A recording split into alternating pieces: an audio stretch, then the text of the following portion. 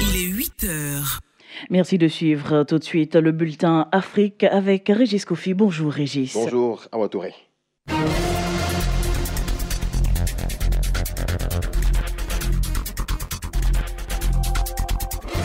Madame, Monsieur, bonjour, bienvenue, merci de nous rejoindre dans cette édition. Au Bénin, 8 députés de la majorité présidentielle ont introduit une proposition de loi pour amender la constitution béninoise. 11 articles de la loi fondamentale de 1990 sont visés pour obtenir l'abolition de la peine de mort, envoyer plus de femmes au Parlement, créer une Cour des comptes et regrouper toutes les élections. Cette dernière proposition ne fait pas consensus et provoque une forte suspicion chez les opposants au président Patrice Talon. Sorosita.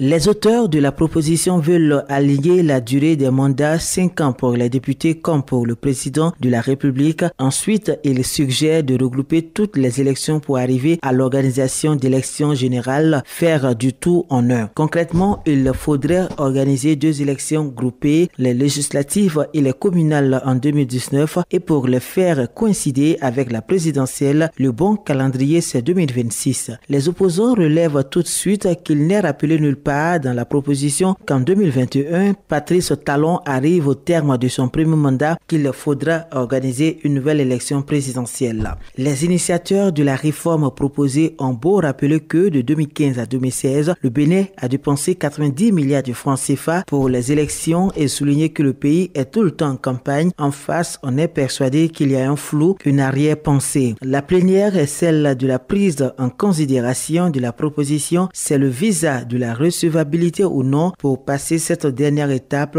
il faut réunir les 3/4 des députés, soit 62 sur 82. 5 ans de prison requis contre Jean-Pierre Bemba pour subornation de témoins.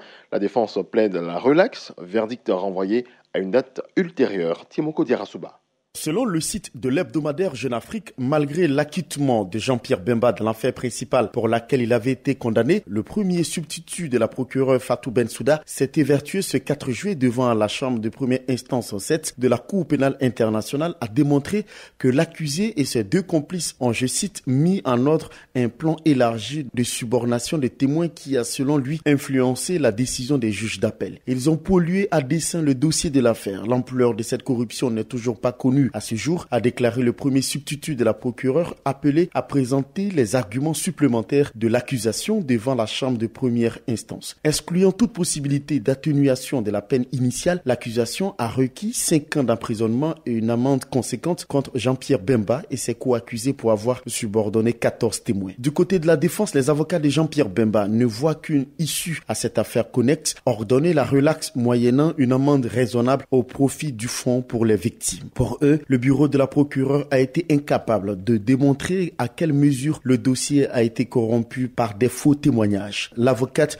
de l'ancien vice-président congolais a également soutenu que son client a passé plus de temps en détention que la durée de la peine d'1 an prononcée par la chambre de première instance. Estimant que la justice frôlait l'abus de procédure, elle a conclu que le seul remède de cette détention arbitraire est la libération inconditionnelle de Jean-Pierre Bemba. Après quelques répliques du bureau du procureur, les juges ont conclu les débats promettant de rendre très rapidement leur verdict, mais aucune date n'a encore été communiquée. Arrêté hier matin, l'ex-vice-président de l'ancien ministre des Mines sont accusés de corruption par la nouvelle administration gouvernementale arrivée au pouvoir il y a 3 ans. Ange Quadio.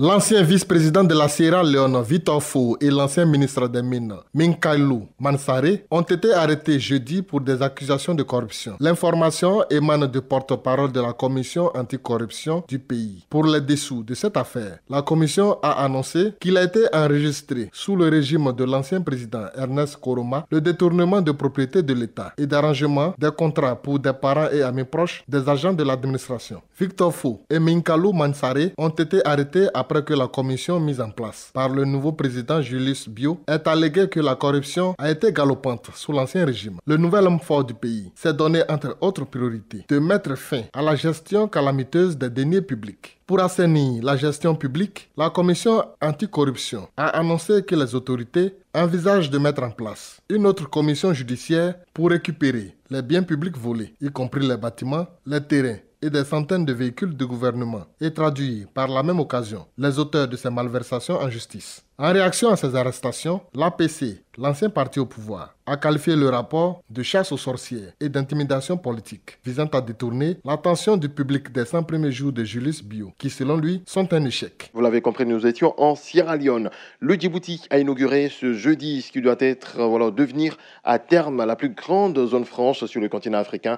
Zone franche qui va lui permettre de tirer pleinement profit de sa situation stratégique à l'entrée de la mer Rouge. Nadège Kofi. Lors de la cérémonie dans la capitale Djibouti-Ville, le président Ismaël Omar Guelleh a vanté les mérites d'un projet phare, point culminant d'un nombre important de réalisations d'infrastructures qui ont vu le jour ces dernières années et qui vont dans le sens du renforcement de la place de Djibouti dans le commerce et les échanges internationaux.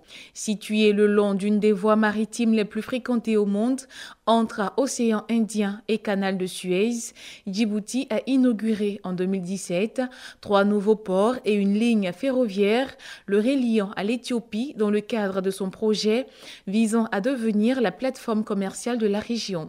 La zone franche, connectée aux principaux ports de Djibouti, est destinée à diversifier l'économie du pays, créer des emplois et attirer des investissements en permettant aux compagnies étrangères d'être exonérées de taxes et de bénéficier d'un soutien logistique de qualité. La première phase de ce projet, lancé jeudi, comprend une zone de 240 hectares. Une fois terminé, ce projet de plus de 1900 milliards de francs CFA, dont la construction est prévue pour durer 10 ans, devrait s'étendre sur 4800 hectares, ce qui en ferait la plus grande zone franche en Afrique. Le projet vise à permettre à des sociétés étrangères d'installer des industries de transformation dans la zone franche pour ajouter de la plus-value aux produits plutôt que simplement importer ou exporter des matières premières. Et voilà qui marque la fin de ce point sur l'actualité. Merci à toutes et à tous de votre attention.